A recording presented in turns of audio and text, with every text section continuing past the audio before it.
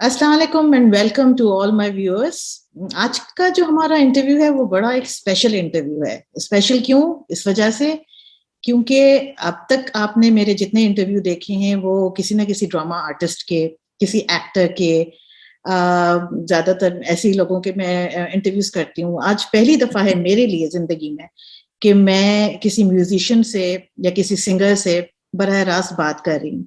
तो मैं ये तो नहीं कहूंगी कि मुझे कोई म्यूजिक का कोई बहुत ज्यादा एक्सपीरियंस है या मुझे म्यूजिक के बारे में कोई बहुत ज्ञान है या बहुत ज्यादा मैं म्यूजिक के बारे में जानती हूँ, लेकिन जब अच्छी और सुरीली आवाज कान में पड़ती है तो समझ आ जाती है कि ये दम है इसमें। तो ज़ीशान के बारे में मैं और कुछ नहीं कहूंगी सिवाय इसके कि मेरा ख्याल है ये गॉड गिफ्टेड है। इस तरह की आवाज बहुत कम मैंने सुनी है और जो कि फौरन सुनते ही दिल को छू जाए। तो चलें जी, आज आपकी मुलाकात कराते हैं ज़ीशान अली से। अस्सलाम वालेकुम ज़ीशान, क्या हाल है? वालेकुम अस्सलाम। Thank you very much for having me. और आपने बहुत ज़्यादा अच्छे अच्छे अल्फाज मेरे लिए कह दिए, बहुत शुक्रिया उसके लिए। और मुझे बहुत अच्छा लग रहा है आपसे बात करके। तो ज़ीशान देखिए, जो आपके लिए अच्छे अल्फाज मैंने इस्तेमाल किए वो आपके लिए कम किए, अल्लाह के लिए ज्यादा किए, क्योंकि मैंने कहा आप गॉड गिफ्टेड बेशक बेशक हैं। तो वो तो बेशक। अल्लाह मियां का आप पे खुदा का खास करम है, बिकॉज आपकी आवाज में जो चीज है इस पे भी हम एक्चुअली बात करेंगे, बिल्कुल बात करेंगे। लेकिन सबसे पहले, इससे पहले कि हम इस प्रोग्राम को आगे बढ़ाएं, मेरा ख्याल है रबी अव्वल का महीना है, तो क्यों ना हम पहले स्टार्ट में थोड़ा सा एक कुछ नात या कुछ ऐसी चीज पढ़ लें, उसके बाद फिर बिल्कुल। हम आपसे इंटरव्यू का सिलसिला शुरू करेंगे, अगर आपको कोई एतराज ना हो तो। नहीं नहीं, बिल्कुल मुझे कोई एतराज नहीं है। और मैं हमेशा जब से मुझे ये एहसास हुआ कि मुझे म्यूज़िक सीखना चाहिए, तो मेरी ये कोशिश रही है कि मैं हमेशा नात शौक से पढ़ता हूँ। और उसी अकीदत से आज भी नात पढ़ता हूँ, सोज़ सलाम पढ़ता हूँ, या ऐसी कोई भी जो चीज़ होती है जिसमें अल्लाह ताला की रज़ा शामिल होती है तो मैं ज़रूर पढ़ता हूँ। तो मैं शुरू करने से पहले आपको एक नात सुनाता हूँ जो आज़म चिश्ती साहब की लिखी हुई है। और बहुत खूबसूरत इसके अशार हैं। तो इसी से आगाज़ करते हैं ताकि फिर हम बाकी बातचीत बाद में। बिल्कुल। यूं मुनव्वर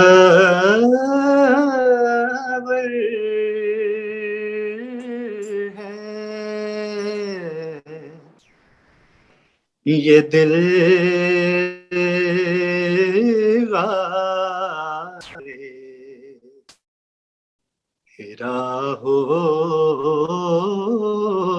जैसे यूं मुनव्वर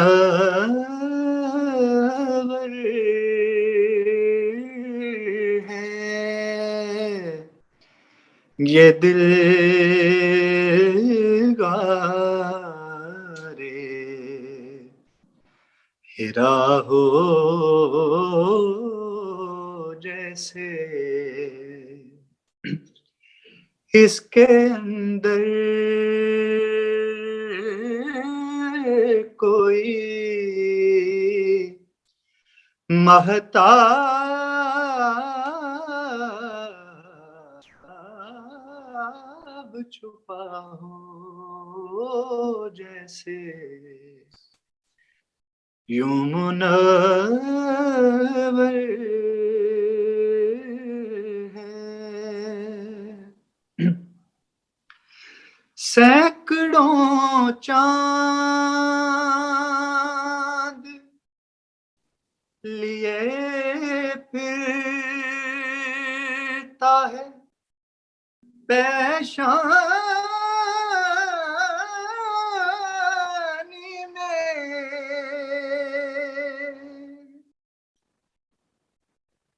सैकड़ों चांद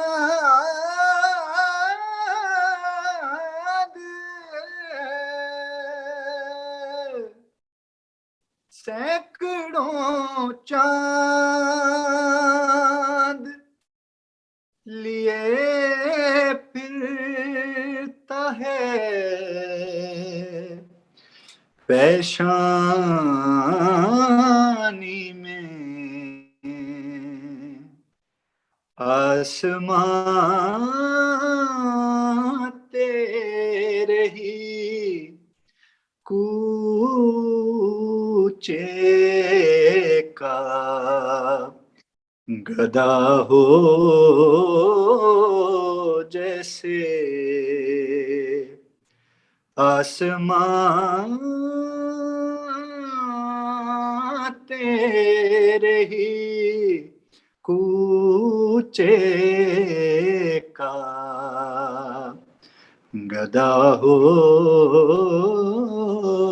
जैसे इसके अंदर कोई महताब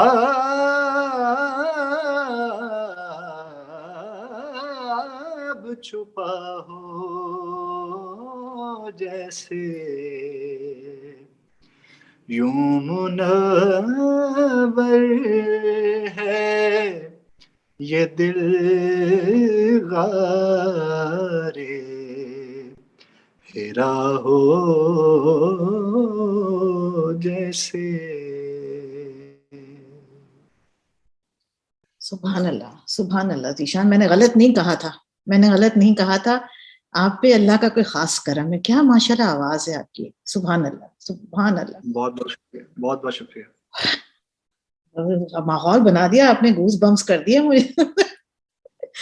अच्छा असल ज़ीशान। में ये जो जिक्र है, ये जिक्र ही इसी तरह का है कि बस कभी भी किया जाए तो इसके इसके अंदर खुद इतना असर है कि इस तरह की जो है तो वो एहसास एहसास इसी तरह का हो जाता है। बिल्कुल सही बात है, सही बात।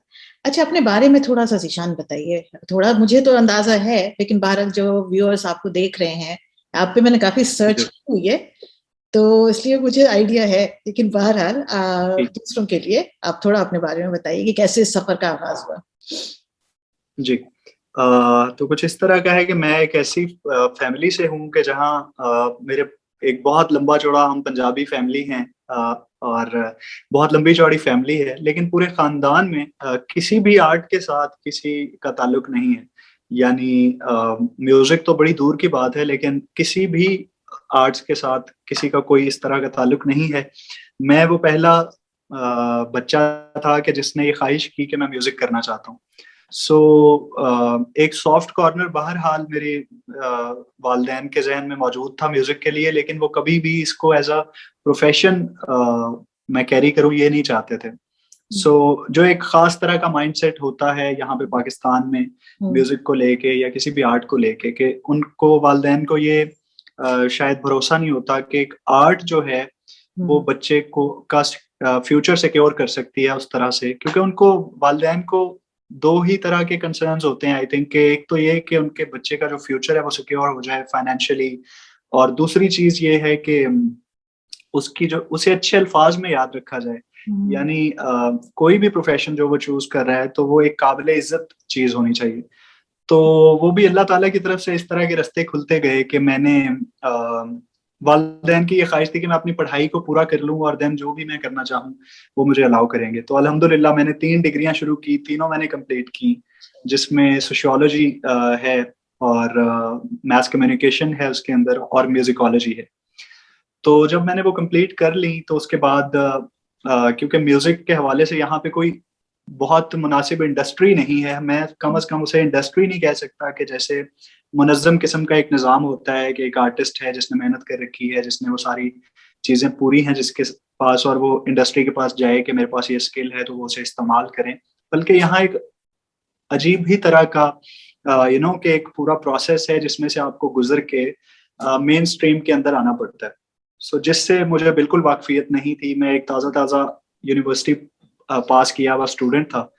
तो वो जो डिग्री मैंने कर रखी थी कम्युनिकेशन स्टडीज़ के हवाले से, तो मैंने उसे इस्तेमाल करते हुए एक लाहौर का एक चैनल है सिटी 42 के नाम से, उसमें मैंने एज़ अ जर्नलिस्ट अपना करियर शुरू किया, और करंट अफेयर्स के हवाले से एक शो हुआ करता था, उसमें मैं एसोसिएट प्रोड्यूसर की जॉब कर रहा था। जब मेरे एक फ्रेंड ने मुझे, जो कि म्यूजिशियन हैं, उन्होंने मुझे कहा कि नेस्कैफे बेसमेंट के ऑडिशंस चल रहे हैं, तो अगर तुम वहाँ पे ऑडिशन देना चाहो। तो मुझे अंदर ही अंदर ये बात चल रही थी कि म्यूजिक में कुछ होने तो नहीं वाला, जो मैंने म्यूजिक सीखा है और जो मैंने मेहनत कर रखी है। लेकिन एक ट्राई करने में कोई हर्ज नहीं है, अदरवाइज़ मेरा जो है वो जॉब तो सिक्योर्ड है यहाँ पे, तो मैं एज़ अ जर्नलिस्ट तो काम कर ही रहा हूँ। तो मैंने वहाँ पे ऑडिशन दे दिया और अचानक से मुझे एक दिन कॉल आ गई कि आपका ऑडिशन जो है तो वो सक्सेसफुल रहा है और आप नेस्कैफे बेसमेंट में गा रहे हैं।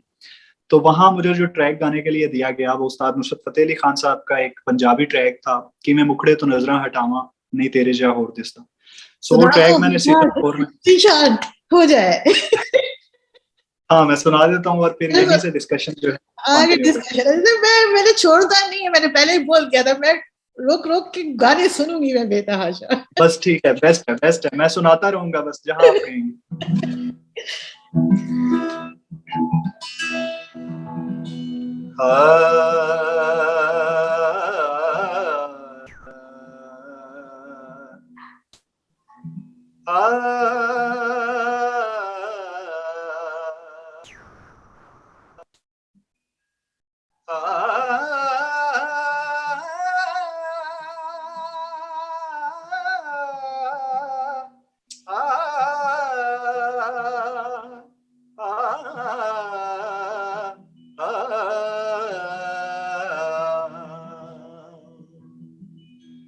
तेरे कदमां च रख दिया सामा,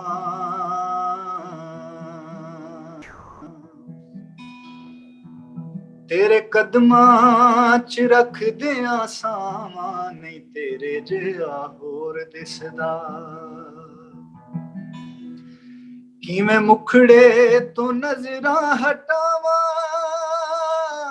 कि मैं मुखड़े तो नजरां हटावा नहीं तेरे जिहा होर दिसदा। जी करदा मैं तेनू वेखी जावां, जी करदा मैं तेनू वेखी जावां नहीं तेरे जिहा होर दिसदा। तू मेरा मैं तेरी होई तेरे जिहा मैनू दिसदा। तू मेरा मैं तेरी होई तेरे जिहा मैनू दिसदा नी कोई। तेरी रावां विच हो तेरी रावां विच, ओ तेरी रावां विच, ओ तेरी रावां विच अखियां विछावां, तेरी रावां विच अखियां विछावां नहीं तेरे जिहा होर दिसदा। कि मैं मुखड़े तो नजरां हटावां नहीं तेरे जिहा होर दिसदा।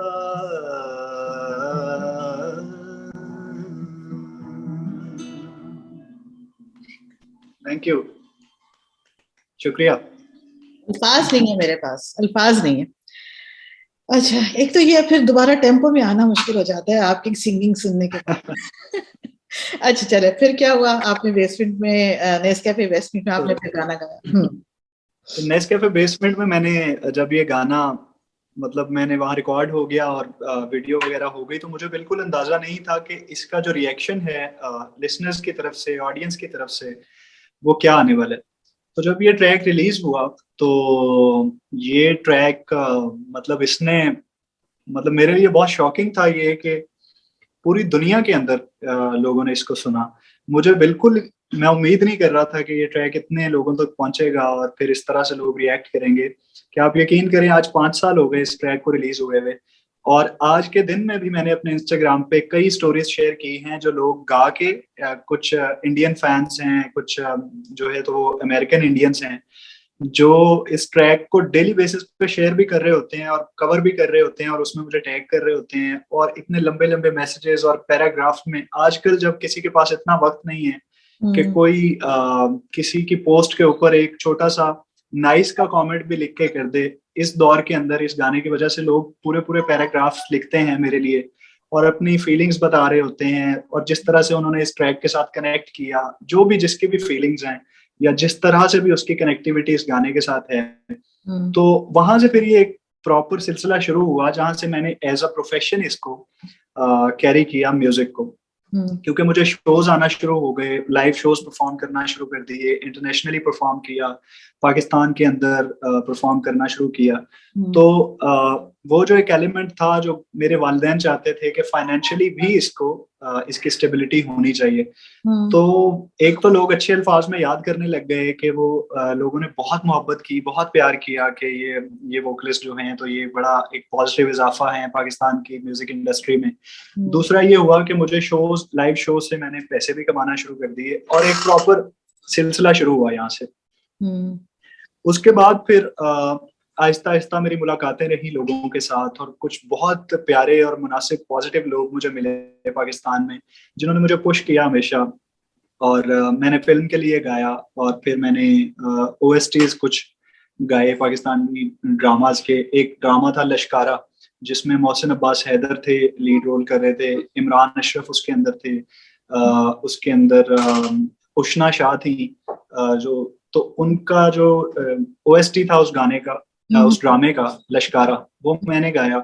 उस पे लोगों ने बड़ी मोहब्बत का इजहार किया। वो बड़ा ही एक कल्चरल सा और एक पंजाबी उसके अंदर टप्पे और माये और इस तरह की वो चीजें थी जो कि बहुत फेड आउट होती जा रही हैं। ऐसा जो हमारी कल्चरल चीजें थी जैसे टप्पे माये कभी हमारे कल्चर का इतना शदीद हिस्सा हुआ करते थे कि हमारे घरों के इवेंट्स के अंदर औरतें खवातीन जो हैं तो वो गाया करती थी और इतनी इतनी ज्यादा शायरी पंजाबी की उनको याद हुआ करती थी। लेकिन अब मॉडर्न दौर में तो उस ओएसटी के थ्रू जो है तो दोबारा से लोगों ने बड़ी मोहब्बत की और उनको बड़ी पसंद आई। वो जो पोएट्री थी बड़ी मजे मजे की उसके अंदर बातें थी, वो मैंने किया।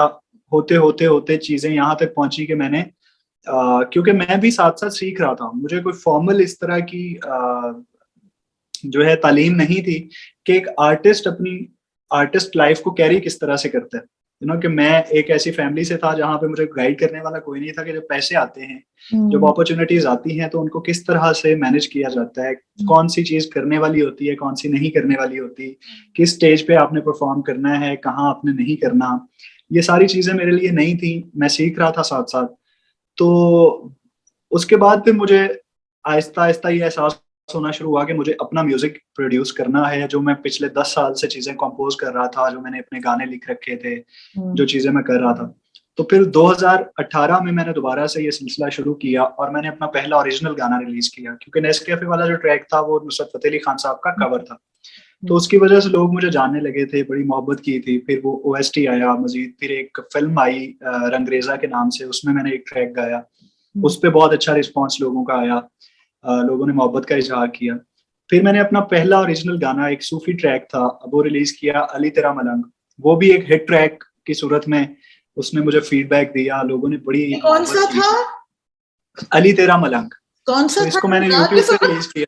अच्छा, मैं सुना देता हूँ, मैं जरूर सुना देता हूँ। आप मेरी बदमाशी नहीं पकड़ी है।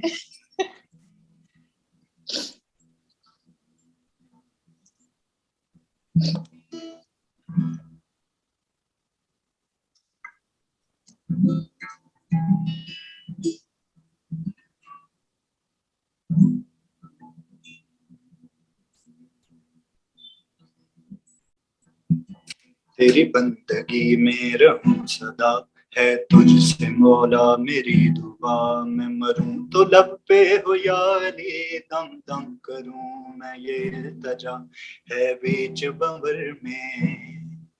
अब मेरी नैया इसे पार लगा दो, तुम पकड़ के बैया। अली तेरा मलंग, अली तेरा मलंग, अली तेरा मलंग, अली तेरा मलंग, अली तेरा मलंग, अली तेरा मलंग, मैं तेरा मलंग, अली तेरा मलंग, अली तेरा मलंग, अली तेरा मलंग, अली तेरा मलंग, अली तेरा मलंग, अली तेरा मलंग, अली तेरा मलंग, मैं तेरा मलंग, अली तेरा मलंग। I am really very sorry कि मुझे गिटार जो है तो वो इतना अच्छा नहीं बजाना आता कि मैं अपने हर ट्रैक के प्रॉपर कॉर्ड साथ दे सकूं, लेकिन इतना सा है कि मैं जरूरत नहीं है। मैं बताऊं आपको जरूरत ही नहीं है म्यूजिक की। आप अपनी आवाज ही आपके लिए बहुत है। बल्कि मैं तो कहती हूँ म्यूजिक बजता है तो थैंक यू वेरी मच, बहुत शुक्रिया। अच्छा, फिर क्या हुआ? अच्छा, तो फिर ऐसा हुआ कि अली तेरा मलंग जो है तो वो पहला ओरिजिनल था और मेरे लिए बहुत बड़ा एक एक्सपेरिमेंट भी था कि अभी तक मैंने कोई ओरिजिनल ट्रैक क्योंकि रिलीज नहीं किया था, तो मुझे ये अंदाजा नहीं था कि जब मेरा जो म्यूजिक है, जो मैं करना चाहता हूँ, जो मेरी अपनी कॉम्पोजिशन है, जो मैं लिख रहा हूँ, जब वो लोगों के सामने आएगी तो क्योंकि आवाज तो उनको पसंद आ चुकी थी, उस पर बहुत सारी जो है तो वो कमेंट्स और बहुत सारी चीजें मुझे बताई लोगों ने कि आपकी आवाज अच्छी है। लेकिन मुझे ये अंदाजा नहीं था कि जो मेरे अंदर की आर्ट है, जो मेरी कॉम्पोजिशन होगी, जो जिस तरह से मैं मेलोडीज को डिजाइन करूंगा, वो उस पे लोग क्या रिएक्ट करते हैं। तो अली तेरा मलंग के बाद लोगों ने बहुत ज्यादा अप्रिशिएट किया, और वो ये ट्रैक भी इतना ही हिट हुआ जितना कि एक कवर सॉन्ग हिट हुआ था। और उसके बाद फिर जो है मैंने वो गाया जो मैं हमेशा से गाना चाहता था, और वो था गजल म्यूजिक। गजल ऐसा जॉनरा है कि जो हमेशा से मेरे दिल के सबसे ज्यादा करीब रहा था और मैं हमेशा से गाना चाहता था। तो अब एक नया चैलेंज मेरे लिए ये था कि मैंने ऑलरेडी एक फोक मेलोडी गा दी है जिसकी वजह से लोगों ने मुझे पसंद की है। दूसरी चीज, मैंने एक सूफी ट्रैक रिलीज की है, लोगों को वो भी पसंद आया। लेकिन अब मैं एक बिल्कुल डिफरेंट चीज करने जा रहा हूँ कि मैं गजल गाने जा रहा हूँ। पता नहीं लोग एक्सेप्ट करेंगे या नहीं। और गजल को पाकिस्तान में आखिरी गजल जो रिलीज हुई थी ओरिजिनल, वो 35 साल पहले गुलाम अली साहब या मेहदी हसन साहब की हुई थी। उसके बाद गजल के जॉनरा में एक बड़ी ब्रेक लग गई कि ओरिजिनल गजल के हवाले से कोई ऐसा कंटेंट आया नहीं। अली सेठी ने गजलें रिलीज की लेकिन वो भी कवर्स थे। तो मुझे बहुत बड़ा एक चैलेंज था मेरे लिए। तो मैंने एक अपनी ओरिजिनल गजल रिलीज की जो कि मेरे बहुत प्यारे एक दोस्त हैं, बहुत मशहूर हैं इस वक्त पाकिस्तान और इंटरनेशनली। इस वक्त वो साउथ अफ्रीका में हैं, तहजीब हाफी। वो इंटरनेशनली इस वक्त हमारे मुल्क को रिप्रेजेंट कर रहे हैं एज अ शायर, एज अ पोइट। और उनकी एक गजल मैंने ली और उसको मैंने खुद कंपोज किया। और बिग फुट म्यूजिक एक प्लेटफॉर्म है हमारे यहाँ पाकिस्तान में जहाँ पर जो है तो हमने उसको प्रोड्यूस किया और उसकी वीडियो बनाई। और जब उसको हमने रिलीज किया तो वो इतनी हैरान कुन खुशी थी मेरे लिए कि लोगों ने इतनी मोहब्बत का इजहार किया कि जिस तरह वो इंतजार कर रहे थे कि कोई ओरिजिनल गजल कब रिलीज होगी जिससे उनके एहसासात की तस्कीन होगी। तो लोगों ने बहुत बड़े दिल के साथ उस गजल को सुना, उसे पसंद किया, और मुझे एक कॉन्फिडेंस दिया कि मुझे गजल के ऊपर आगे काम करना है। तो मैंने एक पूरा एल्बम अपनी ओरिजिनल गजलों का, जिसके अंदर सारी गजलें जो हैं वो नई हैं, ओरिजिनल हैं, नए शायरों की लिखी हुई हैं, जो इस वक्त हमारे यहाँ शायरी के पूरे फन को रिप्रेजेंट कर रहे हैं, लेके चल रहे हैं उस लेगेसी को जो हमारे यहाँ फैज अहमद फैज और अहमद फराज और अल्लामा इकबाल साहब और मुनीर नियाजी और नासिर काजमी जैसे बड़े बड़े पिलर्स जो थे हमारे शायरों के, उनकी उस लेगेसी को जो लोग लेके चल रहे हैं, जो मेरी एज के हैं, जो मेरे एज फेलोज हैं, उनकी लिखी हुई गजलें मैंने ली और उनकी मैंने मेलोडीज बनाई, कंपोज किया और उनका एक पूरा एल्बम तरतीब दिया हमने, जो कि इंशाल्लाह अगले 2 से 3 महीने के अंदर हम लोग इंटरनेशनली उसको रिलीज करेंगे। वो पूरा एल्बम बनाने का कॉन्फिडेंस मुझे मेरी उस ओरिजिनल एक गजल ने दिया कि मुझे गजल म्यूजिक को कंटिन्यू करना चाहिए। जब मैंने ये एल्बम पूरा प्रोड्यूस कर लिया तो मुझे कराची में, क्योंकि मैं लाहौर से कराची शिफ्ट हो चुका था, तो मेरी वाइफ जो है, क्योंकि उनकी जॉब वहां पे थी, वो एक चैनल में जॉब करती हैं, वो न्यूज एंकर हैं, तो मैं भी वहां चला गया क्योंकि म्यूजिक के हवाले से भी ज्यादा चीजें कराची में हो रही होती थी। तो वहां मुझे एक प्रोजेक्ट के लिए कॉल आई कि एक प्रोजेक्ट है, एक इंटरनेशनल म्यूजिक फेस्टिवल हो रहा है सिंगापुर के अंदर। अच्छा। तो उसमें पाकिस्तान को रिप्रेजेंट करने के लिए एक बैंड की क्यूरी है, तो उसमें एज अ वोकलिस्ट हम चाहते हैं कि आप हमारे साथ जाएं। तो जो म्यूजिशियन मुझे इसके लिए बुला रहे थे वो इतने सीनियर म्यूजिशियंस हैं कि उनका एक्सपीरियंस मेरी लाइफ से ज्यादा है। 40-40 साल से म्यूजिक बजा रहे हैं। उसमें जॉन सेविल हैं जो कीज प्ले करते हैं, वो आमिर जकी के बैंड में थे। उसमें जासिर अब्रो हैं जो बहुत बड़े डायरेक्टर हैं पाकिस्तान के और वो बेस गिटार प्ले करते हैं। उसमें जिशान मंसूर थे, इनका एक बैंड है मलंग पार्टी के नाम से, ये कोक स्टूडियो में अपीयर हो चुका है बैंड और इन्होंने इंटरनेशनली बहुत ज्यादा बजाया है म्यूजिक। उसके बाद इसमें अजय हरी हैं जो सजाद अली साहब के साथ, राहत साहब के साथ और बहुत बड़े जो हमारे मेन स्ट्रीम आर्टिस्ट हैं इनके साथ ड्रम्स बजा रहे होते हैं। तो मैं जब वहां गया और हमने उस फेस्टिवल के लिए तैयारी करना शुरू की मुख्तलिफ ट्रैक्स की, तो उसमें सारी चीजें क्लासिकल थी क्योंकि हमें पाकिस्तानी म्यूजिक को रिप्रेजेंट करना था। तो हम ऐसे म्यूजिक को उसमें ऐड कर रहे थे कि जो हमारे पाकिस्तान का म्यूजिक है, जो सीरियस म्यूजिक है, क्योंकि फेस्टिवल्स के अंदर लोग कमर्शियल म्यूजिक नहीं सुनते बल्कि आर्ट म्यूजिक सुनते हैं। तो कुछ ऐसे राग थे, कोई क्लासिकल ऐसी कॉम्पोजिशंस थी जो मैंने की। अब हुआ ये कि कोविड आ गया मेन टाइम पे। जब कोविड आ गया तो वो फेस्टिवल पोस्टपोन हो गया, लेकिन वो जो हमने सारे ट्रैक्स तैयार किए हुए थे, तो मेरे जो म्यूजिशियन फेलोज थे उन्होंने कहा कि क्यों ना हम इसका एक एल्बम रिकॉर्ड कर लें, और हम इसको क्योंकि वो अब फेस्टिवल का तो हमें डेट्स नहीं पता कि वो कब दोबारा से होगा, लेकिन ये जो हमने ट्रैक्स किए हैं ये इतने अच्छे हैं कि हमें लगता है कि इसका एक एल्बम बनाना चाहिए और हमें एक बैंड बना लेना चाहिए। तो मैंने कहा व्हाई नॉट, क्यों नहीं बनाना चाहिए, क्योंकि मुझे भी मजा आ रहा था ये सब कुछ करने के अंदर, और वो सारे म्यूजिशियन भी मुझसे सीनियर थे, मैं हमेशा उनसे इंस्पायर्ड भी था। तो हमने एक एल्बम बनाया, पहले हमने एक बैंड तरतीब दिया जिसका नाम हमने रखा सुरख्वाब। ये 2 वर्ड्स हैं, वैसे तो सुरख्वाब एक परिंदा होता है, लेकिन हमने इसका नाम रखा सुरख्वाब, मेलोडियस ड्रीम। तो उस बैंड के फिर हमने 7 गाने रिकॉर्ड किए, जो 7 के 7 जो है वो 8 ट्रैक थे, वो बिल्कुल क्लासिकल बेस्ड मेलोडीज थी। उसका पहला गाना हमने वीडियो के साथ रिलीज किया, सांवल, जिसकी वजह से मेरी लक्स स्टाइल अवार्ड्स में सिंगर ऑफ द ईयर के लिए नॉमिनेशन आई, और अभी पीसा अवार्ड्स में नॉमिनेशन है सेम ट्रैक की। मुबारक हो, बहुत बहुत मुबारक हो, और थैंक यू वेरी मच। आपके लिए बहुत दुआएं, इंशाल्लाह इंशाल्लाह ये मिल गया आपको, बस इंशाल्लाह। आमीन आमीन, अल्लाह ताला आपकी जुबान मुबारक करें। लेकिन मेरा ऐसा ख्याल है कि मैं एक ऐसा लड़का जो इनिशियली म्यूजिक के बारे में बिल्कुल नहीं जानता था, जिसे ये उम्मीद भी नहीं थी कि म्यूजिक के फील्ड के अंदर उसका कोई करियर हो सकता है या नहीं हो सकता, क्योंकि उसने किसी को अपनी आंखों के सामने आर्टिस्ट बनते हुए देखा नहीं था अपने खानदान में। जिसने क्लासिकल म्यूजिक सीखा और अभी तक मैं सीख रहा हूँ, और फिर म्यूजिकोलॉजी पढ़ी और फिर एज अ जर्नलिस्ट जॉब की, उसको बिल्कुल उम्मीद नहीं थी, यानी मुझे, कि कभी ये टाइम आएगा। ऑनेस्टली मैं आपको एक छोटा सा वाकया बताता हूँ कि आज से 4 साल पहले लक्स स्टाइल अवार्ड्स चल रहा था टीवी पे, और मैं अपने घर पे बैठा देख रहा था, तो मेरे अंदर ये ख्वाहिश पैदा हुई कि या अल्लाह मैं कभी इस सेरेमनी को अटेंड कर सकता हूँ। यानी मेरी ये ख्वाहिश थी, मैक्सिमम ख्वाहिश ये थी कि मैं कभी इन सारे सितारों के बीच में, ये जो सारे स्टार लोग हैं, इनके बीच में बैठ के ये इवेंट जो होता है इसको कभी अटेंड कर पाऊंगा। तो एग्जैक्टली 4 साल बाद अल्लाह ताला ने उस ख्वाहिश को इस तरह पूरा किया कि अब मैं ना सिर्फ उसको अटेंड कर रहा था, बल्कि म्यूजिक की सबसे बड़ी कैटेगरी के अंदर मेरी नॉमिनेशन थी, यानी सिंगर ऑफ द ईयर के अंदर। तो अल्लाह ताला ने इस तरह से कोई, वो कहते हैं ना कि सबसे बेहतरीन प्लान वो होता है जो अल्लाह ताला करते हैं आपके लिए। तो अल्लाह ताला ने इस तरह रास्ते खोले और इस तरह से चीजें होती चली गई कि सांवल की वजह से फिर ये दोनों नॉमिनेशन आई। मुझे लक्स स्टाइल अवार्ड्स नहीं मिला, वो अवार्ड मुझे नहीं मिला, वो अब्बास अली खान को मिला। लेकिन जो इज्जत अल्लाह ताला ने मेरे नसीब में वहां लिखी, जब मैं उस सेरेमनी में गया और वहां पर जो लोग आके मुझे मिले पर्सनली, और उन्होंने सांवल और जो बाकी ट्रैक मैंने कर रखे हैं उनके बारे में जो अल्फाज मुझे कहे, जिन लोगों ने मुझे हक किया और उन्होंने मुझे ये एहसास दिलाया कि उनको मेरा किया हुआ काम कितना पसंद है, यकीन करें कि मेरे लिए वो मेडल की ट्रॉफी से कहीं ज्यादा मैटर करती है। और ये वाला जो अवार्ड मुझे मिला है, ये लोगों के मोहब्बत वाला, ये तो क़यामत तक मेरे साथ रहेगा। और मुझे उससे कहीं ज्यादा खुशी हुई है जो मुझे उस ट्रॉफी के मिलने पर होती, कि जिस तरह से लोगों ने मुझे वहां ट्रीट किया।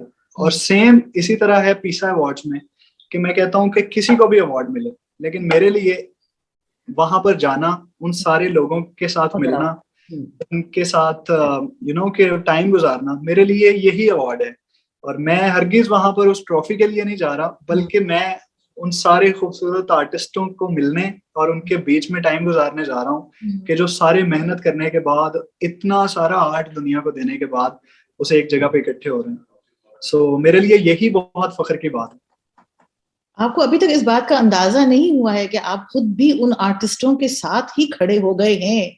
आप ज़हनी तौर पे नहीं हुए हैं, लेकिन हो गए हैं ना, माशाल्लाह। इतना यकीन करें कि मैं मुझे बिल्कुल पता नहीं है कि मेरे लिए अल्लाह ताला ने क्या प्लान कर रखा है। मुझे बस जो अल्लाह ताला ने एक आवाज की सूरत में एक नेमत अता की है, तो मैं बस ये कोशिश कर रहा हूँ कि मैं उसके साथ इंसाफ करूँ, और जितना म्यूजिक या जितनी आर्ट मैं बना सकता हूँ, मेरा फोकस उसके ऊपर है कि मैं वो बनाऊं। और बाकी जो है वो किसको कितनी इज्जत, कितना फेम, कितना रिस्क देना है, ये अल्लाह ताला का फैसला है। और मुझे शायद अल्लाह ताला इससे भी ज्यादा अगर इज्जत दे देंगे, या मुझे मजीद लोग भी जानना शुरू हो जाएंगे, तो मैं फिर भी बाकी लोगों को ही हमेशा खुद से बड़ा स्टार समझूंगा, क्योंकि मैं बहुत इंस्पायर्ड हूँ दूसरों से। मुझे दूसरे आर्टिस्ट जो हैं वो, मैं कभी भी अपने आप को किसी से ऊपर रेट नहीं कर सकता। अच्छा ये बताएं मुझे, इस बात से सवाल ये निकलता है कि आपकी इंस्पिरेशन क्या थी, कौन आपका फेवरेट सिंगर कौन है? चले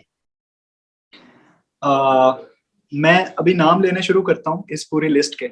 जिन लोगों से मैं इंस्पायर्ड हुआ, वो सबसे पहले मैंने अपने पैसों से अगर किसी का म्यूजिक खरीद के सुना तो वो थे उस्ताद गुलाम अली साहब, जो गजल सिंगर हैं हमारे मुल्क के।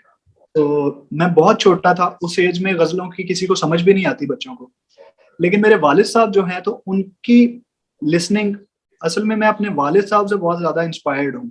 मैं हमेशा उनका लाडला रहा हूँ और मैं उनको, जैसा वो बैठते हैं मैं वैसा बैठना चाहता हूँ, जैसे वो कपड़े पहनते हैं मैं वैसे कपड़े पहनने की कोशिश करता हूँ। तो मैं उनसे बहुत ज्यादा इंस्पायर्ड, तो वो जो म्यूजिक सुनते थे मैं भी उसे पसंद करना शुरू हो गया। तो वो गुलाम अली साहब को और मेहदी हसन साहब को बहुत ज्यादा सुनते थे। और वो मेरे वालिद साहब सुरीले भी हैं, उन्होंने कभी मतलब वैसे गाया नहीं है, लेकिन वो घर पे कभी ओकेजनली ऐसे गुनगुनाते थे, तो वो सुरीले हैं। तो मैं वो सुनता था और मुझे वो गजलें जो है तो वो मेरे जहन के अंदर सेव्ड थी सारी। और मुझे, तो मैंने उनसे एक दिन पूछा कि ये जो आप गाने सुनते हैं ये किस आर्टिस्ट के हैं? तो उन्होंने कहा ये गुलाम अली हैं और हमारे मुल्क के बहुत बड़े ये लेजेंड है। तो मेरे पास वो पॉकेट मनी के चंद पैसे थे, मैं स्कूल में था उस वक्त, शायद छठी या सातवीं जमात में था मैं। तो मैंने वो पॉकेट मनी के पैसों से एक सीडी खरीदी और मैं गुलाम अली साहब की गजलों की एक सीडी खरीद के लाया और मैंने वो पूरा एल्बम उनका याद कर लिया गजलों। और उसके बाद वो मेरा ऐसा टेस्ट डेवलप हुआ कि मैंने गुलाम अली साहब का शायद ऐसा कोई ट्रैक हो कि जो मैंने नहीं सुना हुआ।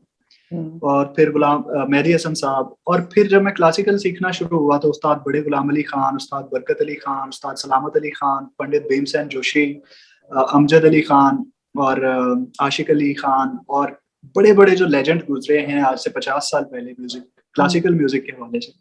तो जब क्लासिकल की जहतें मेरे ऊपर खुलती गई और मुझे क्लासिकल म्यूजिक की समझ आना शुरू हुई, तो फिर मैंने उन बड़े लोगों को सुना कि जो क्लासिकल म्यूजिक के अंदर बहुत ज्यादा काम करके गए हुए। उसके बाद फिर जब मैं फील्ड में आ गया और कमर्शियल म्यूजिक करने लगा, तो फिर कमर्शियल लोगों को सुनने का इत्तेफाक हुआ। तो उसमें फिर मैडम नूरजहां, जिन्होंने हमेशा प्लेबैक सिंगिंग की हमारी इंडस्ट्री के अंदर, और उन्होंने कमर्शियली वो अपने टाइम की सबसे बड़ी आर्टिस्ट थी, उनको सुना। मोहम्मद रफी साहब को, किशोर कुमार साहब को, और फिर हमारे यहाँ पाकिस्तान में तलत महमूद साहब को।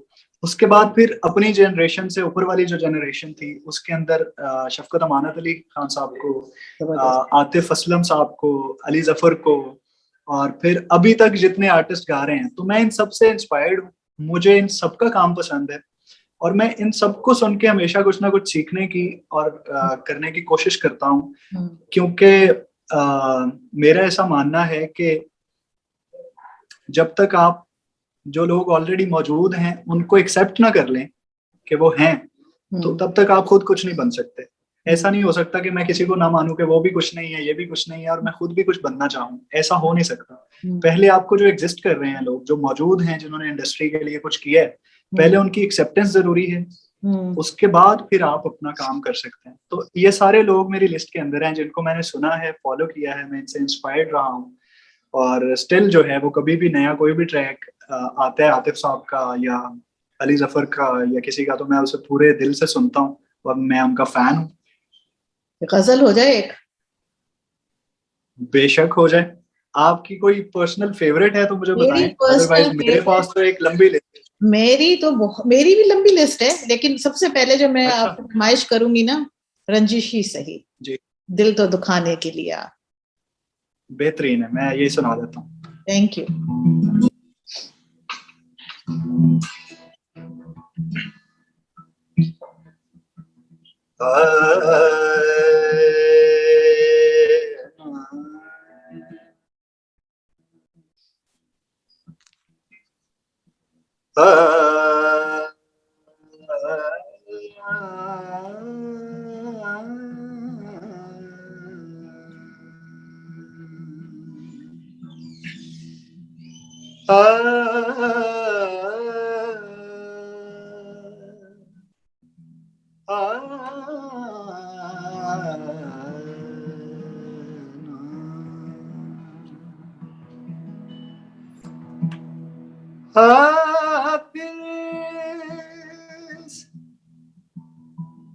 मुझे छोड़ के जाने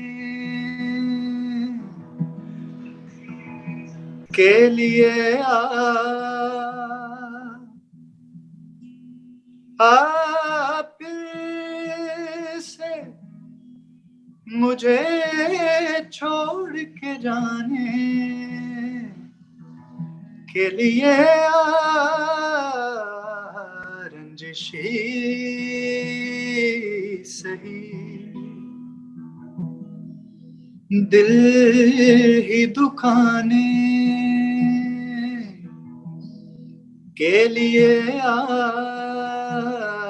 रंजिशी सही किस किस को बताएंगे जुदाई का सबब हम किस किस को बताएंगे जुदाई का सबब हम तो मुझे से खफा है तो ज़माने के लिए रंजिशी सही ऐसे तो सभी ने मुझे बदनाम किया है ऐसे तो सभी ने मुझे बदनाम किया है तू भी कोई इल्जाम लगाने के लिए रंजिशी सही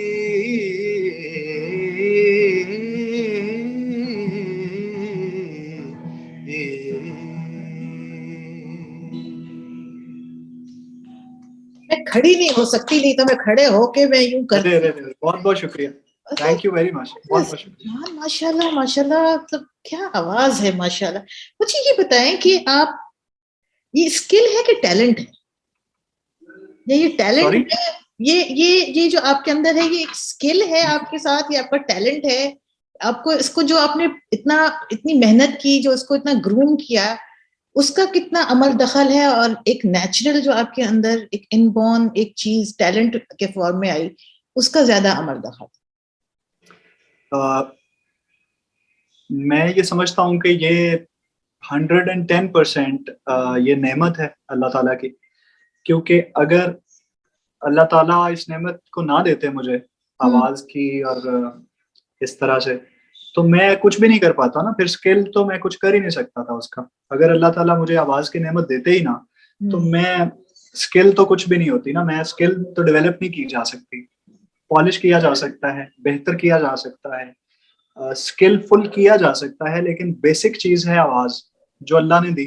और अल्लाह ताला का बड़ा शुक्रगुजार रहता हूँ हर वक्त मैं इसके लिए कि अल्लाह ताला ने ये नेमत मुझे दी और मुझे इस काबिल किया, मुझे ये तौफीक दी कि मैं इसके ऊपर मेहनत कर सकूं और स्किल पैदा कर सकूं अपने अंदर।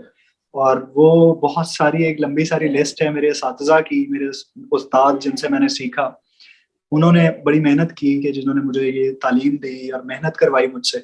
और ये एक मिक्सचर है अल्लाह ताला की, और दोनों चीजें हैं अल्लाह की तरफ से ही। आवाज की नेमत भी अल्लाह ने दी और मुझे उसके अंदर स्किलफुल भी अल्लाह ताला ने ये तौफीक दी कि मैं स्किलफुल हो सकूं। तो ये दोनों क्रेडिट्स अल्लाह पाक के हैं कि अल्लाह ताला ने ये मुझे इस तरह से इस काबिल समझा कि मैं अब उस पर मेहनत कर रहा हूँ स्टिल।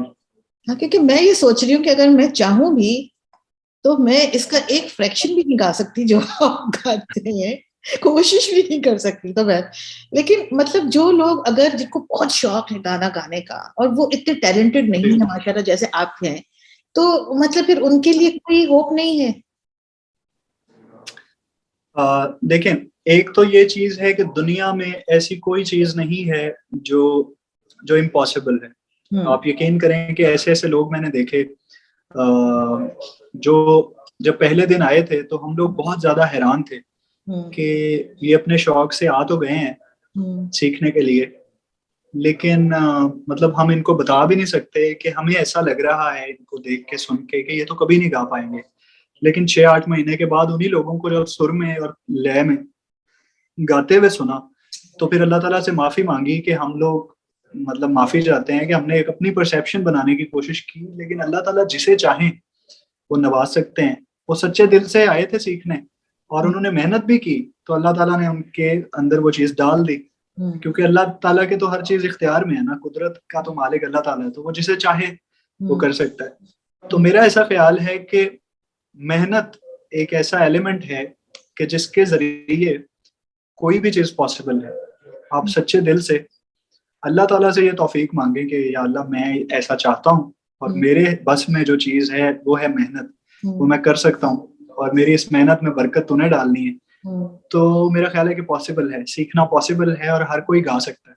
अच्छा, मतलब अभी हाँ, बिल्कुल ये एक अलग सवाल है कि किस खराब नहीं है, किस लेवल पे गा सकता है, लेकिन हर इंसान गा जरूर सकता है। सही है। अच्छा, मुझे ये बताएं कि एक प्रोफेशनल सिंगर जैसे आप हैं उसका रूटीन क्या है? आप कैसे मेंटेन करते हैं अपनी आवाज को? कितने घंटे रियाज करते हैं किस वक्त? क्योंकि वो तानसेन का सुना था ना, सुबह सुबह सुबह सुबह शुरू हो जाता है, तो क्या होता है? अच्छा, बेसिकली ये मिथ नहीं है कोई, आवाज इसी तरह है, हमारा गला जो है वो इसी तरह से काम करता है कि इसके अंदर कुछ वेन्स हैं जिनके अंदर ब्लड की सर्कुलेशन होती है, और अब जब हम जोर लगाते हैं तो हमारे लंग्स जो हैं तो वो वाइब्रेट करते हैं, उस वाइब्रेशन से एक आवाज बनती है और फिर जुबान की मदद से हम अल्फाज बनाते हैं। ये सारी साइंटिफिक चीजें हैं। ये इसी तरह से है कि जैसे आप जिम जाते हैं, अगर आप एक हफ्ता पूरा हैवी वेट उठा रहे हैं तो पहले आपको क्रैम्प्स पड़ेंगे, आपका बॉडी में पेन होगा, सारा कुछ, लेकिन 1-1.5 हफ्ता करने के बाद आप यूज्ड टू हो जाएंगे, आपकी बॉडी जो है वो मसल जो है वो उसके आदी हो जाएंगे वेट उठाने के। और फिर आप जब 1-2 दिन मिस कर देंगे तो वही तकलीफ आपको दोबारा उठानी पड़ेगी। तो same goes with the vocal thing ना, आपको रियाजत अगर करनी है तो फिर कॉन्टिन्यूसली करनी है। अदरवाइज मैं बहुत सारे बेशुमार ऐसे मेन स्ट्रीम आर्टिस्ट लोगों को जानता हूं कि जो जिनकी जिंदगी में रियाज और प्रैक्टिस नाम की चीज नहीं है, वो अल्लाह की तरफ से ब्लेस्ड हैं, अल्लाह ताला ने ही उनको ऐसा कि वो जब भी गाते हैं तो वो अच्छा गाते हैं।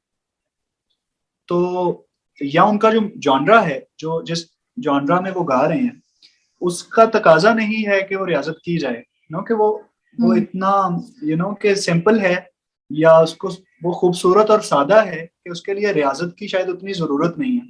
लेकिन जिस म्यूजिक जॉनरा को मैं करना चाहता हूँ, फॉलो कर रहा हूँ, जैसे मुझे गजल गानी है, मुझे सेमी क्लासिकल चीजें गानी है, मुझे फोक गाना है, तो ये रियाजत के बगैर पॉसिबल ही नहीं है, क्योंकि वो खास तरह के जो एलिमेंट्स मुझे ऐड ऑन करने हैं अपनी उसके अंदर कि वो बाअसर लगे। अगर मैं कोई लफ्ज अदा कर रहा हूँ तो उसके रिलेटेड जो बिल्कुल उसके मुताबिक जो सुर हैं अगर वो मैंने गले से निकालने हैं तो फिर उसके लिए मुझे प्रैक्टिस चाहिए, क्योंकि मैंने वो चीज चूज की है जो थोड़ी सी हैवी वेट है, वो ज्यादा वजनी चीज है।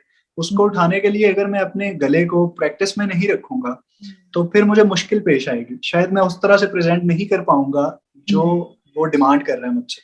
तो इसलिए मुझे रियाज करना पड़ता है। और पहले आज से 5 साल पहले तक मैं डेली 6-8 घंटे रियाज करता था, क्योंकि उस वक्त मैंने कुछ अचीव नहीं किया हुआ था जिंदगी में म्यूजिक से रिलेटेड। तो मुझे ऐसा लगता था कि मुझे पागलपन की हद तक जो है वो इसके अंदर मुझे मेहनत करनी है। अगर मुझे कुछ अचीव करना है तो मुझे अपना वो जो पैशन है उसको मैक्सिमाइज करना है। मुझे, मैं देखता हूँ कि मेरी लिमिट्स क्या हैं, तो मैं 6-6 घंटे 7-7 घंटे डेली बैठ के प्रैक्टिस किया करता था। जो भी मेरे उस्ताद मुझे बताते थे कि इस तरह से तुम आवाज लगाओ और इस तरह गले के अंदर कुछ चीजें अनलॉक की जा सकती हैं। मुख्तलिफ किस्म के रियाज होते थे हर चीज के लिए, तलफ़ुज़ के लिए किताबें पढ़ता था, शायरी पढ़ता था, एयर ट्रेनिंग होती थी, लोगों को 6-6 घंटे बैठ के मैंने सुना है, यानी ऑडियोज मैंने सुने हैं, क्योंकि एयर ट्रेनिंग गाने से ज्यादा जरूरी है। जितनी देर आपके कान सुरीले नहीं होते तो आप गले से सुरीले हो नहीं सकते। तो ये सारी चीजें, लेकिन अब चूंकि मसरूफियात हैं, अब अल्लाह ताला ने ये करम किया है कि अब प्रोजेक्ट्स आते हैं, अब बहुत सारे शोज होते हैं, बहुत सारी जगहों पे अपीयरेंस देनी होती है। तो अब वो जो है वक्त वो उतना नहीं रहा कि 6-8 घंटे किया जाए, लेकिन ये है कि 2 घंटे, ये मैं कोशिश करता हूँ कि 2 घंटे लाजमी करूँ। इससे ऊपर नीचे हो जाता है कभी, कभी ज्यादा टाइम हो तो ज्यादा हो जाता है, कभी थोड़ा कम टाइम हो तो कम हो जाता है, लेकिन मेरी कोशिश ये रहती है कि 2 घंटे डेली जरूर दूं म्यूजिक को। अगर गाने का रियाज नहीं कर सकता तो कम से कम 2 घंटे डेली बैठ के सुनूं जरूर, ताकि मैं लूप में रहूं, वो सिलसिला टूटे ना, ताकि मुझे ये एहसास रहे कि मैंने 2 घंटे लगाए हैं। और कोई खास ऐसी चीजें जिनसे आपको दूर रहना पड़ता हो, जैसे मिथ है या क्या है, आई डोंट नो, ठंडा पानी नहीं पीना या खट्टी चीजें नहीं खानी? बहुत ही बेवकूफी के सवाल है, लेकिन जितना मेरा नॉलेज है नहीं वैसे ही सवाल पूछ रही हूँ। ये बड़े कॉमन क्वेश्चंस हैं कि ये हर म्यूजिक लवर के जहन में होते हैं, या जो म्यूजिक करना चाहता है उसके जहन में होते हैं। तो इसके हवाले से 2 बातें हैं। देखिए, हम सब लोगों का मेटाबॉलिज्म डिफरेंट है, हमारी बॉडी डिफरेंट तरीके से। कई लोग हैं जो बहुत ज्यादा मीठा खाते हैं, उनको कुछ नहीं होता। कुछ लोग ऐसे हैं जिनको मीठे से परहेज करना पड़ता है। कुछ लोग हैं जो फास्ट फूड खाते हैं तो उनकी फौरन से बॉडी बढ़ना शुरू हो जाती है ना, वो हेल्दी लगते हैं। कुछ ऐसे मेरे जैसे लोग हैं कि वो दुनिया की कोई चीज भी खा ले तो उनकी जो जिस्म है ना वो एक ही तरह का है। मैं पिछले 12 साल पहले भी इसी साइज के कपड़े पहनता था और अभी भी यही। तो मेरी बॉडी का मेटाबॉलिज्म डिफरेंट है, मेरी बॉडी में डिफरेंट तरीके की चीजें हैं, तो ये अलग अलग तरह से मैटर कर रही होती हैं। कुछ ऐसे लोग हैं जो रियाजत नहीं करते, ठंडा पानी भी पीते हैं, खट्टी चीजें भी खाते हैं, ज्यादा मिर्ची वाली चीजें भी खाते हैं, उनको कुछ नहीं हो रहा, वो बिल्कुल स्मूथ है। कुछ ऐसे लोग हैं जो डेली रियाज भी कर रहे हैं, वो खट्टी चीज भी नहीं खा रहे, वो ठंडी चीज भी नहीं पी रहे, और उनका गला खराब हो जाता है, क्योंकि उनका सिस्टम बहुत सेंसिटिव होता है कुछ लोगों का। मेरा जो है वो बड़ा दरमियाना सा एक सिस्टम है कि मैं मतलब है कि मैं बड़ा शौकीन हूँ मीठे का, और मैं बड़ा शौकीन खाने पीने के हवाले से, मुझे बहुत वो हूँ, मैं खाने पीने वाला इंसान हूँ। तो मैं हर तरह की चीजें खाता हूँ, लेकिन ये जरूर मैं करता हूँ कि जब करीब करीब मेरी कोई रिकॉर्डिंग होती है, मिसाल के तौर पे कल मेरा कोई शो है, मुझे परफॉर्म करना है, या मेरी कल कोई स्टूडियो में रिकॉर्डिंग है, या करीब करीब ऐसा कोई चीज है, तो फिर मैं बहुत परहेज करता हूँ। मैं ठंडा पानी नहीं पीता, कोल्ड ड्रिंक्स नहीं पीता, कोई खट्टी चीज नहीं खाता, या ऐसी कोई तुर्श चीज नहीं इस्तेमाल करता जो मेरे गले को नुकसान पहुंचाए। लेकिन अदरवाइज मैं क्योंकि रियाज कर रहा होता हूँ, तो रियाजत जो है वो आपके गले को अलाउ कर देती है कि आप चीजें डिफरेंट ट्राई कर सकते हैं, कोई ऐसा मसला नहीं है, क्योंकि आपका गला प्रोसेस में होता है डेली। तो वो इतना जल्दी से खराब नहीं होता जितना किसी कॉमन बंदे का ठंडी चीज पीने से खराब हो जाता है। क्योंकि एक चीज है जो डेली प्रैक्टिस में है, उसकी वर्जिश हो रही है, एक ऐसी चीज है जो बिल्कुल रॉ है। तो उन दोनों पे डिफरेंट तरीके से असर करती है कि मैं अगर ठंडी चीज पी भी लूं तो मेरा गला देर से खराब होता है, फौरन से खराब नहीं हो जाता। सो ये इस तरीके से कुछ चीजें चलती हैं, परहेज बाहर हाल करना पड़ता है। सारा करना पड़ता है। अवार्ड्स आखिरी खबरें आने तक 307 थे, अब कितने हैं? अच्छा, वो जो अवार्ड्स थे उनके बारे में मैं बताता चलूं कि ये सारे अवार्ड्स ऐसे हैं जो इंटर कॉलेजिएट, इंटर यूनिवर्सिटीज होते हैं। इसमें कोई इंटरनेशनल और उस तरह का अवार्ड नहीं था, ये स्टूडेंट अवार्ड्स थे। यानी जो यूनिवर्सिटीज के अंदर कॉम्पिटिशन्स होते हैं, जो ऑल पाकिस्तान कॉम्पिटिशन होता है, जिसमें पूरे पाकिस्तान की यूनिवर्सिटीज आपस में कम्पीट करती हैं। ज़ीशान, अवार्ड ये सारे के सारे, मैं तो अपने जो किंडरगार्टन में जो अवार्ड मिलता है ना, उसको भी मैं अपने आप को अवार्ड ही कहती हूँ, क्योंकि मुझे अवार्ड मिला था बचपन में, तो उसको भी आप अपना अवार्ड ही कहें। हाँ, अच्छा, बिल्कुल। तो मैं आपको बता रहा था कि वो जो अवार्ड्स 307 अवार्ड्स मुझे मिले, वो इंट्रा कॉलेजिएट और इंटर यूनिवर्सिटीज जो कॉम्पिटिशन्स हुआ करते थे वो वाले अवार्ड्स थे। और अल्हम्दुलिल्लाह मुझे 4 रोल ऑफ ऑनर्स मिले मेरी यूनिवर्सिटी की तरफ से। और हालांकि मैं पढ़ाई लिखाई में बहुत एवरेज स्टूडेंट रहा हूँ, मैं बहुत ज़्यादा कोई अच्छे ग्रेड्स में पास नहीं है, लेकिन अल्हम्दुलिल्लाह 3 डिग्रियां मैंने कंप्लीट की हैं अपनी अच्छे तरीके से, क्योंकि मैं स्कॉलरशिप पे था। क्योंकि हमारे यहाँ पर एक स्कॉलरशिप होती है टैलेंट बेस्ड, जो वो उसमें स्कोरिंग होती है कि अगर आप ज्यादा कॉम्पिटिशन्स विन करते हैं तो वो आप फिर हासिल कर सकते हैं स्कॉलरशिप। तो अल्हम्दुलिल्लाह मैं अपने कॉलेज टाइम पे थिएटर भी करता था एज एक्टर, और स्क्रिप्ट राइटिंग भी करता था, और डेक्लेमेशन, हाँ डिबेटर था मैं अपने कॉलेज का, और मैंने कोई डिबेट्स के अंदर 50 से ज्यादा all Pakistan declamation contest win किए हुए हैं। और थिएटर के हवाले से मेरे पास 21 बेस्ट एक्टर के अवार्ड्स हैं, और स्क्रिप्ट राइटिंग के अवार्ड्स हैं, नात के हवाले से अवार्ड्स हैं, सूफी कलाम के हवाले से अवार्ड्स हैं, और स्कल्पचर मेकिंग के अंदर मेरे पास 3-4 अवार्ड्स हैं। तो वो सारे मिक्स करके 307 अवार्ड्स मेरे बने थे। उसके बाद फिर जब प्रोफेशनल लाइफ में आया हूँ तो अल्हम्दुलिल्लाह अभी तक 7 अवार्ड्स मुझे मिल चुके हैं, जिसमें फनून लंदन एक ऑर्गेनाइजेशन है लंदन बेस्ड, जो कि फनून के नाम से है, उन्होंने नेस्कैफे बेसमेंट के मेरे ट्रैक के ऊपर मुझे अवार्ड दिया। फिर मुझे कराची में 2-3 अवार्ड्स मिले मेरे ट्रैक्स के ऊपर।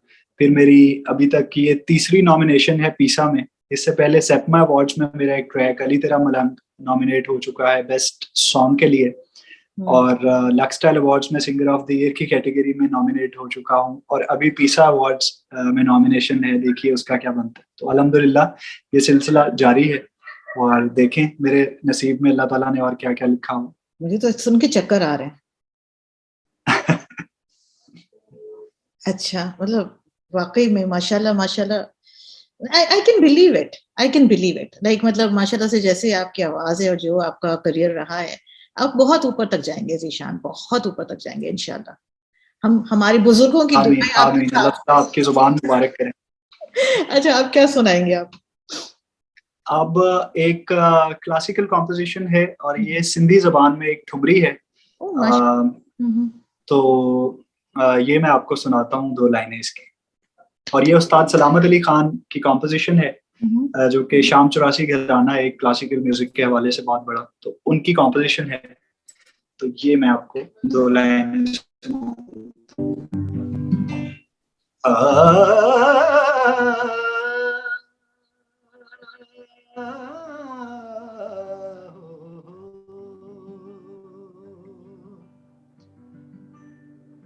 मुंजो भरोसा जानी तेरा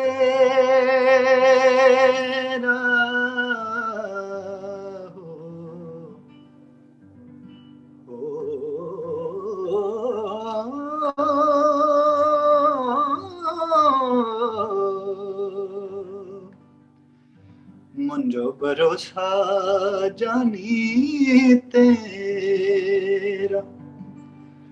हो दगेबाज मानुआ मुंजो भरोसा जानी तेरा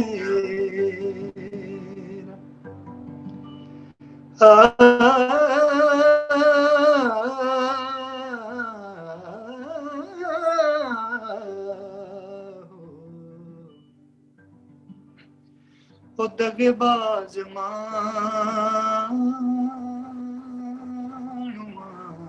मुंजो भरोसा जानी तेरा। सो या मुझे बहुत ज्यादा सिंधी नहीं आती, लेकिन ये एक ठुमरी मैंने याद कर रखी है। वाह, जबरदस्त जबरदस्त, माशाल्लाह।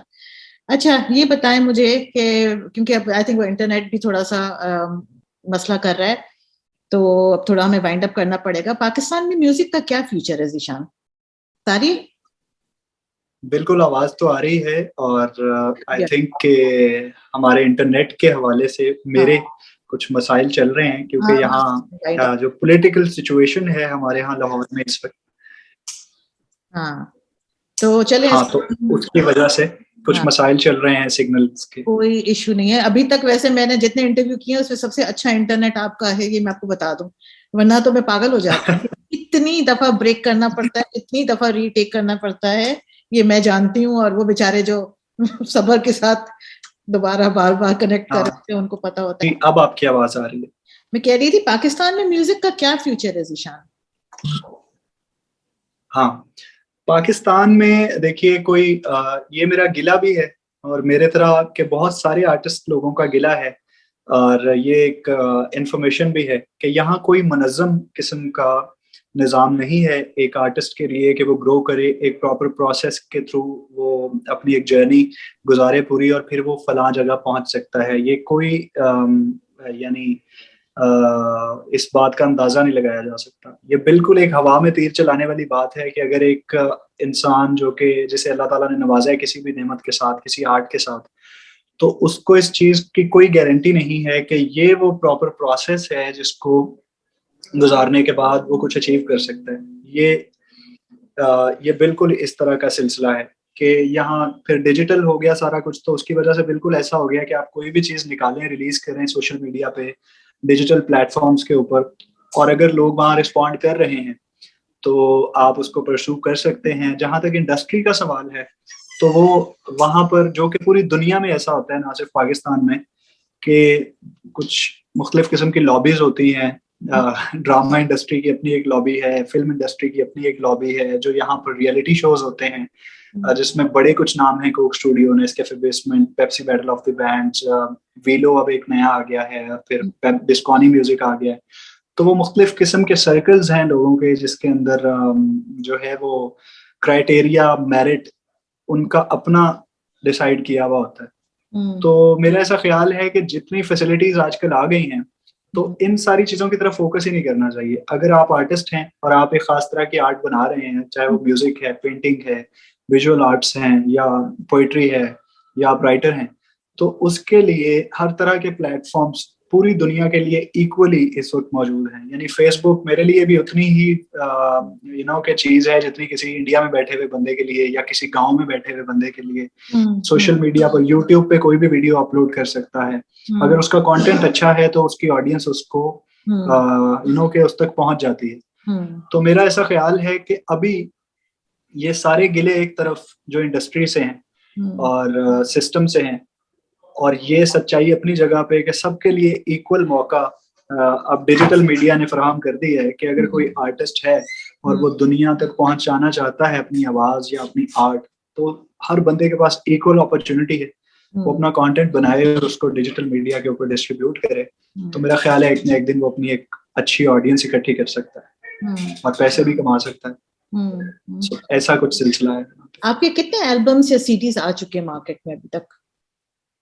अच्छा, एल्बम का जो कल्चर है हमारे यहाँ पाकिस्तान में वो बहुत पहले बंद हो चुका था। यहाँ पे एल्बम बनाना, क्योंकि एल्बम आर्टिस्ट उस वक्त बनाता था जब एक कंपनी, जब एक रिकॉर्ड लेबल उस एल्बम को खरीदता था। वो पूरा एक प्रोसेस हुआ करता था कि EMI जो कि बाहर की एक अमेरिका बेस्ड और लंदन बेस्ड एक कंपनी है, जिसके पास नुसरत फतेह अली खान और सलामत अली खान और मेहदी हसन और गुलाम अली, इन सब के एल्बम्स इन लोगों के पास है। सो उसका तरीकाकार ये होता है कि आप लोग, एक आर्टिस्ट एक एल्बम बनाता है, वो रिकॉर्ड लेबल उसको साइन करता है, उसको कुछ पैसे देता है, जिसके एवज वो उसका वो एल्बम ले लेता है, उसकी रॉयल्टीज उसको एक खास परसेंटेज देता रहता है और उसे अगले प्रोजेक्ट बनाने के लिए फाइनेंस करता है। और फिर उसकी डिजिटल डिस्ट्रीब्यूशन, उसकी मार्केटिंग और ये वाले सारे मसाइल रिकॉर्ड लेबल देखता है। तो फिर एल्बम बना भी करते थे, एक आर्टिस्ट उस पर मेहनत भी करता था। अब हुआ ये कि यहाँ से सारे रिकॉर्ड लेबल चले गए। EMI ने बाहर के जो इंटरनेशनल आर्टिस्ट थे उनके साथ काम करना शुरू कर दिया। हमारे यहाँ कोई ऐसा रिकॉर्ड लेबल काम अभी तक नहीं कर रहा कि जो एक आर्टिस्ट को फाइनेंस करे, जो एक आर्टिस्ट को डिस्ट्रीब्यूट करे, उसकी मार्केटिंग देखे, उसके PR की चीजें देखे। तो रिकॉर्ड लेबल बेसिकली एक किंग मेकर होता था, यहाँ पे आर्टिस्ट मेकर होता था कि कंपनी एक आर्टिस्ट में पोटेंशियल देखती थी और वो फिर उसको फाइनेंस भी करते थे, उसे सपोर्ट करते थे। जब ये सिलसिले नहीं रहे और YouTube और Spotify और इस तरह की चीजें आई, तो एल्बम बनना बंद हो गए। अच्छा। देखें, अब एल्बम बनता है तो उसे YouTube पे मैक्सिमम रिलीज कर दिया जाता है या Spotify पे रिलीज कर दिया जाता है। ये 150-200 प्लेटफॉर्म्स हैं ऑडियो डिस्ट्रीब्यूशन के हवाले से। अब जाके कहीं ये सिलसिला दोबारा से शुरू हुआ है कि कुछ बहुत अच्छे रिकॉर्ड लेबल्स ने पाकिस्तान में ये काम शुरू किया है, जिसके अंदर टॉप ऑफ द लिस्ट अगर मैं किसी को रेट करूं तो A for अलिफ के नाम से, जिनके प्लेटफॉर्म से मैंने ये गाना रिलीज किया, सांवल सुरखाब का सारा म्यूजिक A for अलिफ स्टूडियोज ने प्रोड्यूस किया। वो इसको डिस्ट्रीब्यूट करते हैं, वो आर्टिस्ट को फाइनेंस करते हैं कि वो अपना मजीद फ्यूचर के लिए काम कर सके। दूसरी चीज ये हुई कि EMI जो इससे पहले इंटरनेशनल काम कर रहा था, वो उनका ऑफिस अब पाकिस्तान में बन चुका है। तो वो क्या करते हैं कि वो एल्बम अगर कोई आर्टिस्ट बनाता है तो वो उसको एक खास अमाउंट देते हैं उसके एवज वो उसको डिस्ट्रीब्यूट करते हैं और एक खास परसेंटेज आर्टिस्ट के लिए रखते हैं, और बाकी पैसे रॉयल्टी की सूरत में आर्टिस्ट को दे देते हैं, जिससे वो प्रोसेस नहीं रुकता कि मैंने अगर एक गजल का एल्बम बनाया और मैंने किसी डिस्ट्रीब्यूशन कंपनी को दिया तो उन्होंने 8-10 लाख रुपए 15 लाख रुपए मुझे उसके दिए, जिनसे मैं अपने अगले एल्बम के ऊपर काम कर सकता हूँ, राइट। तो अब ये दोबारा से सिलसिला शुरू हुआ है। अभी तक मेरे 28 ट्रैक्स रिलीज्ड हैं, यानी जो एज अ सिंगल ट्रैक मैंने रिलीज किए हुए हैं, कि मैं एक गाना बनाता हूँ, उसका वीडियो बनाता हूँ और फिर मैं उसको डिजिटली डिस्ट्रीब्यूट करता हूँ, यूट्यूब पे उसकी वीडियो रिलीज कर देता हूँ। अब जाके मेरा एक गजल का एल्बम रेडी है जो मैं रिलीज करने वाला हूँ इंशाल्लाह आज से 2-2.5 महीने बाद। और दूसरा जो है वो मेरा एल्बम मेरे बैंड के साथ खरीदना है। कहाँ से खरीदूंगी? कनाडा में आएगा? बिल्कुल आएगा, बिल्कुल आएगा। उसके आपको रिकॉर्ड्स मिलेंगे, उसको अगर आप डिजिटली सुनना चाहेंगे तो वो अवेलेबल रहेगा। क्योंकि पहले ऐसा कोई सिलसिला होता नहीं था कि डिजिटल अगर डिस्ट्रीब्यूट हो गया है तो उसके पैसे वैसे नहीं मिलते थे। अब ऐसा है कि अगर आप यूट्यूब पे मेरा गाना सुन रही हैं तो आप गाना भी सुन रही हैं लेकिन मुझे आप पे भी कर रही हैं, राइट, क्योंकि उसके ऊपर जो ऐड चल रहा है वो मुझे पैसे मिल रहे हैं। जो भी व्यूअर्स देख रहे हैं और जो थोड़ा बहुत उन्होंने ज़ीशान को सुना है इस वक्त, आप सबसे मेरी रिक्वेस्ट है प्लीज यूट्यूब पे जाइए और ज़ीशान का गाना उस पे लगाएं, क्या कहते हैं, लूप पे लगाएं और बार बार सुने। घर में काम कर रहे हैं, खाना पका रहे हैं, ज़ीशान का गाना सुने, गाड़ी चला रहे हैं, ज़ीशान का गाना सुने, क्योंकि मैंने अब यही करना है। ठीक है, थैंक यू वेरी मच, बहुत बहुत शुक्रिया। तो इस तरह से है चीजें कि अब एक एल्बम मेरा गजल का आ रहा है ओरिजिनल, और दूसरा जो है वो मेरे बैंड सुरख्वाब का एल्बम बिल्कुल तैयार है, वो इंशाल्लाह हम बहुत जल्द रिलीज करने वाले हैं। तो ये 2 एल्बम और मेरे 28 ओरिजिनल गाने अभी तक मार्केट में हैं, और कुछ ऐसे कमर्शियल प्रोजेक्ट्स जो मैंने कॉर्पोरेट कंपनीज के साथ किए वो वाले मौजूद हैं, और बहुत सारा कुछ है अभी जो मेरे जहन के अंदर है, और वो इंशाल्लाह बहुत जल्दी प्रोसेस से गुजरने के बाद डिजिटल फॉर्म के अंदर, एक ऑडियो और वीडियो के फॉर्म के अंदर आपको देखने को मिलेगा इंशाल्लाह। ज़ीशान, बहुत मजा आया आज आपसे बात करके, मुझे अब दिल से बहुत शुक्रिया, बहुत शुक्रिया आपका, बहुत शुक्रिया कि आपने इतना टाइम दिया और इतने मुनासिब सवाल कभी किसी ने इंटरव्यू में नहीं किए जितने आपने किए। मेरा तो ख्याल बहुत जाहिलाना सवाल थे, लेकिन आप थोड़े मुरव्वत में आ गए लेकिन बहरहाल दिल से बहुत शुक्रिया, बहुत बहुत बहुत मुझे खुशी हुई है कि मैंने आपको कांटेक्ट किया और आपसे एक तरह का मेरा एक राब्ता बना, और इंशाल्लाह मुझे यही है कि इंशाल्लाह इस राब्ते को हम आगे भी चलाएंगे और आपका एक कॉन्सर्ट हम यहाँ कनाडा में भी करेंगे। सबसे पहले टिकट मैं खरीदूंगी, ये मेरा आपसे वादा है इंशाल्लाह इंशाल्लाह। अच्छा, अब जाते जाते अच्छा सा कुछ अपनी पसंद का सुना के जाए। अपनी पसंद, बिल्कुल ठीक है। बहुत गाढ़ा नहीं, बहुत गाढ़ा आपको वो मेरे व्यूअर्स बहुत क्लासिकल वाले नहीं होंगे। अच्छा, ये मुझे आपसे बात पूछनी थी कि ये आप सिर्फ मतलब वो भी गाते हैं, वो जो पॉप टाइप के गाने होते हैं, क्योंकि हम तो नहीं सुनते, अब तो हम उस उम्र से गुजर गए, मगर गाते हैं आप? बहुत ज्यादा जो पॉपिश गाने मुझे पसंद गाने के पॉइंट ऑफ व्यू से नहीं है, सुनता हूँ मैं, सुनने के लिए आज से वो ठीक है, लेकिन शायद वो मैं उस तरह से उनको परफॉर्म नहीं कर पाता पूरे दिल से। तो लेकिन फिर भी कुछ ऐसे ट्रैक्स हैं जो मेरे फेवरेट हैं, और वो बहुत, जैसे अली जफर का एक ट्रैक है वो मैं आपको सुना देता हूँ। वो थोड़ा सा ऐसा है कि जो इजीली डाइजेस्ट किया जा सकता है। बिस्मिल्लाह। चल दिल मेरे छोड़ ये तेरे, ये दुनिया झूठी लोग लुटेरे, चल दिल मेरे छोड़ ये तेरे, ये दुनिया झूठी लोग लुटेरे, अपनी कहानी रो सुनानी, हमसे ना होगी ऐसी नादानी, अपनी कहानी रो सुनानी, हमसे ना होगी ऐसी नादानी, चल दिल मेरे छोड़ ये तेरे, ये दुनिया झूठी लोग लुटेरे, चल दिल मेरे। वाह, थैंक यू ज़ीशान। मेरा ख्याल है मैं इधर ही इसको एंड कर दूं, वरना आपकी पूरी रात होगी। मेरा तो दिन है, मैं तो पूरा दिन भी सुन सकती हूँ, और आप आपको सोना होगा, I am sure. Thank you very much, thank you, बहुत बहुत शुक्रिया।